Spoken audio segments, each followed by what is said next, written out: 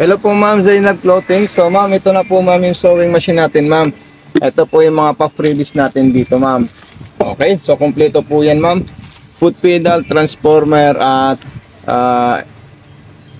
yan, transformer, foot pedal at saka itong mga accessories niya po ma'am. So kompleto po natin yan ma'am. Then ganito po ma'am, pag tayo po ay maglalagay ng sinulid po ma'am at magre-refill ng sinulid kung tayo muna ay magre-refill ng sinulid, dito po siya ma'am. Ayan. Okay, so unang gagawin natin bago natin gawin yun, mag-set up muna tayo ng wiring diagram. So ito pong foot pedal natin ma'am, yan po ay isasaksak muna natin sa ating transformer po ma'am.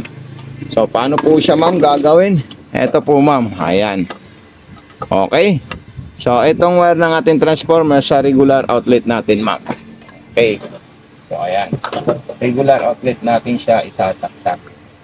So itong saksakan na to ma'am, dito yan sa gilid sa ating unit. Okay, so ayan, makikita niyo po siya, iilaw po siya ma'am. So ayan, foot control na po siya ma'am at gagamitin na natin yan. Okay, so yung muna natin ito ma'am. Ayan, then ito mayroon po tayong stick dito ma'am na ilalagay natin dito yung sinulid natin ma'am. Ito po siya ma'am, ayan. At dyan po natin ilalagay yung ano natin. Ito. Ayan. Okay. Sumunod, sundan natin yan. Kailangan itataas natin yung pressure foot natin.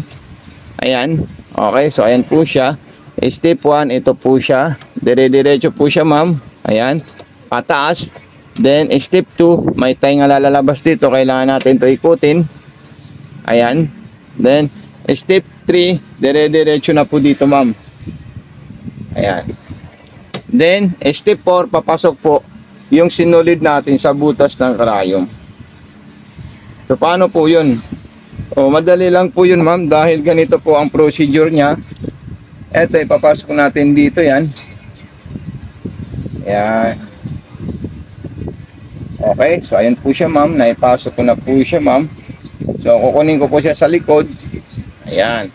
Yan sa ilalim naman po, slide lang natin ito. Ayan. Then ito po siya ma'am. Yung ano natin ma'am, ayan po siya. So ito po siya ma'am, yung bobbing natin ma'am. Ayan, lalagyan natin dyan. Tapos may arrow po siya na ganun. So titingnan natin yun at isasabit natin siya sa gilid. So ayan yung proper dyan po ma'am. Ikutin natin ito ma'am. Ayan. Tapos kakainin niya at ilalabas po niya. Then, ayan na po siya ma'am. Okay. Gaganito lang natin yan. At siyempre, lalagyan natin yan ng tela. So, ayan, maong. So, ayan. Then, yung mga stitches ng maong natin. So, ayan po siya ma'am. Then, atras abante, ito po siya ma'am. Ayan. So, napaka-astig talaga siya ma'am. Oh. Ayan. So, malaki po yung agwat niya. So, pwede nyo po i-adjust yung agwat niya po, ma'am. Saan po natin yan ina-adjust? Ito po siya, ma'am. Kung gusto niyo po masinsin or dikit-dikit, so dito po tayo mag-adjust po, ma'am. Katulad din po yan sa zigzagger. Kung gusto niyo po ng mga iba't ibang klaseng zigzag, so nandyan po siya, ma'am, lahat. Okay? Pang-garterize, pang-stitches, staging, ayan.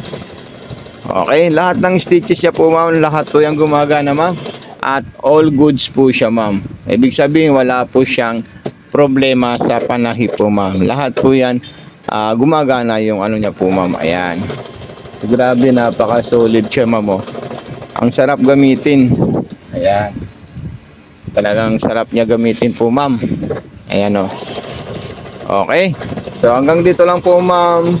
Zainab Clothing. Mag-message lang po kayo sa atin pag mayroon po kayong mga katanungan. Okay. So thank you so much. God bless and more power po ma'am Zainab Clothing. God bless po sa ating new sewing machine.